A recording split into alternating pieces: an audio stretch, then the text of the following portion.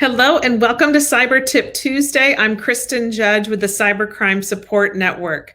And today we're going to continue on our series about cybercrime and cybersecurity, looking at it through the NIST Cybersecurity Framework lens.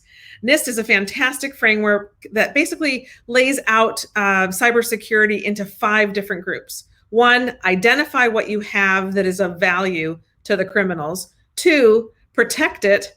3, will you be able to detect when somebody has breached your system or your account? And then how are you going to respond and recover after you've been impacted by a cybercrime or a breach? So over the next few weeks, we're still on the first topic, which is identify. We want to help you identify risk. And today's topic is login credentials. All right, let's start with the simple thing. What are login credentials? Well, it's your password and your login information. A lot of times your login is just your email, and then you have a password to go along with it. And I was on another discussion a few days ago with a cybersecurity expert who runs an incredible company, and he told me and taught me that the research study now show that your login credentials are worth more money than your PII or your personal identifying information. So used to be your name and your social security number and your address, birthday, all that was really valuable to the bad guys, but everybody already has it, so pretty much because of some of the breaches that have happened. But now it's your login credentials that the criminals are coming after. So why are our login credentials so easy to steal? Number 1 is something I've been talking about for so many years. Anybody who's seen me talk somewhere has heard me talk about passwords. The number 1 and 2 passwords are something like password and 1, 2, 3, 4, 5, 6, maybe 1, 2, 3, 4, 5, 6, 7. Those are still the most popular passwords because they're easy to understand.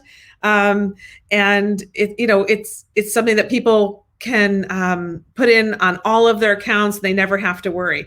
So it's really important that people understand those are not good. Those are not good passwords. So what do you have to do to make a secure and strong password? Well, CISA, one of our partners, the Cybersecurity Infrastructure Security Agency, has some guidelines about your login credentials, and they suggest you follow these steps. First of all, we don't want to call passwords passwords anymore. They're really passphrases because they have to be really long and strong. A password can be guessed by algorithms that the bad guys use in milliseconds. So you have to have things that are not based on your personal information otherwise. Because if you put your birthday or your pet's name, your family members' names, if I live in Detroit, which I do, and I use the Detroit Lions as my password, people are going to guess that. So you've got to focus on something that's really long and really complex.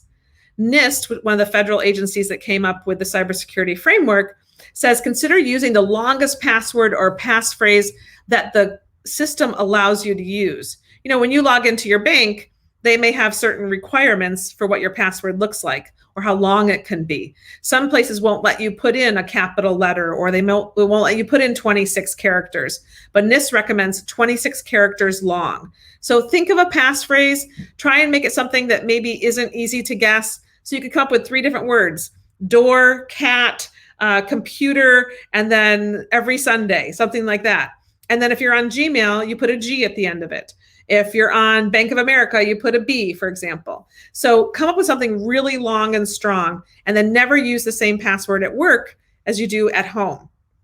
And so also try and use a different password on things that are either high critical importance versus low critical importance. So if you have an account that you go into that has no credit card information, no address in it, you probably don't need to use the longest, strongest password you have. But if you're going into your bank or financial information or information for work, that's where you want to use the long and strong passwords. So they don't all have to be really, really difficult. Do it based on the sensitivity of where you're going. So all of these really lengthy passwords on multiple different accounts can be really difficult to remember, and we understand that. So you can consider using a password manager to keep track of your passwords. If you want to know what the best password manager is, you can just Google Best Password Manager 2021, and all kinds of great magazines will review them, and you can pick the one that's best for you. Some are a little bit more technical, and some are a little bit more easy to use. So, but thinking about using a password manager is a great idea.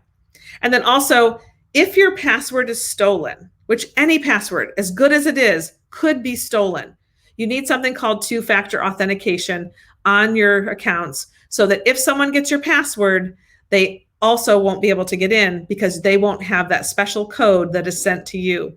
A great website you can check out, one of my favorites, is two-factor auth, TWO factor, and then AUTH.org. Josh Davis, a really smart person from Iowa State University, started this years ago, and it'll show you exactly how to add two-factor authentication to any of your accounts.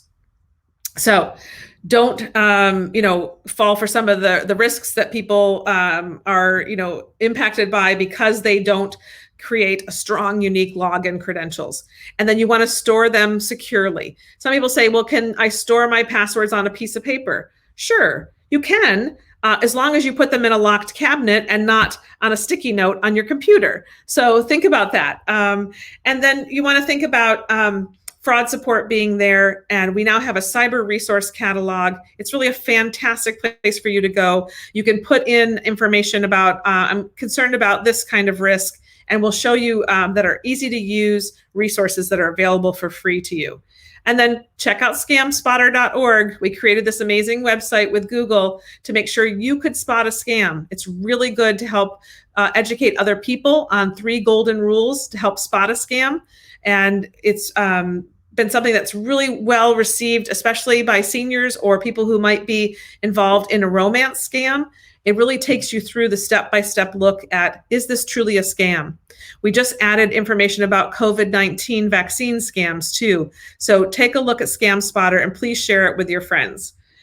Thank you again for tuning in to Cyber Tip Tuesday. We'll see you next week where we'll take a break from identifying risk, and we're going to discuss romance scams as a part of our annual romance scam campaign called #RedHeartsRedFlags. Stay safe, and we'll see you next week.